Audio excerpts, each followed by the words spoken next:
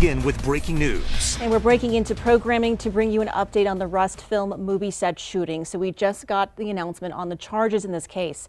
The prosecutor in the Rust shooting case just announcing that it is involuntary manslaughter for Hannah Gutierrez-Reed and Alec Baldwin for the death of Helena Hutchins. Assistant Director David Halls pleads guilty to negligent use of a deadly weapon. The New Mexico Attorney General Mary Carmack Altwise just sending this out through email form. It's not charging documents, but she's letting us know her intent is to charge these two with involuntary manslaughter. Yeah, so let's go to our legal expert, John Day, to kind of go over these charges. John, are you there? I'm here. Okay, so John, let's start with the involuntary manslaughter charges for Hannah Gutierrez-Reed and Alec Baldwin. Walk us through that. What does that mean?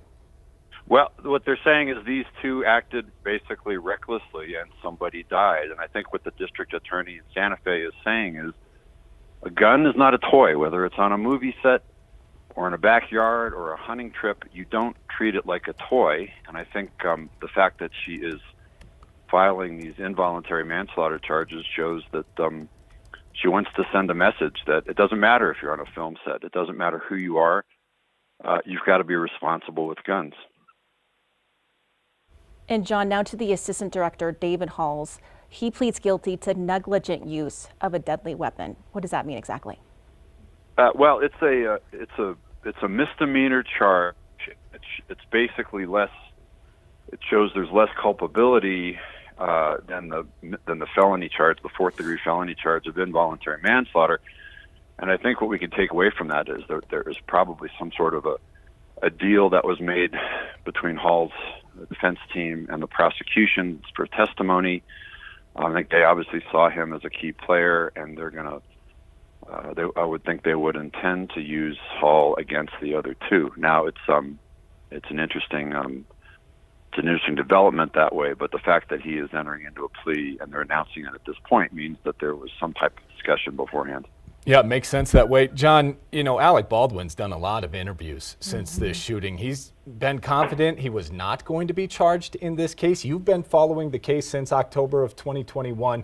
Just curious on your initial reaction on the DA deciding to file charges or wanting to file charges against Alec Baldwin. Well, again, I think one point to take away is that if you are in Baldwin's situation, don't make statements that you can't back up. I mean, I think it's clear that he was saying things that he knew nothing about. I doubt that figured into the DA's decision making, but the fact is he was trying to spin the discussion early on, and obviously it didn't work. The point here is I think that the DA is saying that it doesn't matter if you are a Hollywood star, a production company, whatever, you've got to take guns seriously. New Mexico is obviously, it's a western state, it's a Rocky Mountain state. A lot of people have a lot of guns, and I think if the DA had not charged Baldwin with a serious charge, this is a fourth-degree felony. If she had not charged him, the message she would have been sending is you can treat guns like toys and get away with it. So I think based on what we see, and there's a lot more to come out, but based on what we see, she's made a very responsible decision from a prosecutorial standpoint, and Baldwin now is going to have to face the music. I mean, the involuntary manslaughter basically is based on reckless. You don't have to intend someone to be hurt, killed, or murdered, right, shot, whatever, but you have to be acting with essentially a level of negligence that rises to criminal negligence. And I think what she was saying was by pointing a gun at someone without ensuring that it was okay, John, absolutely safe. Stay with us.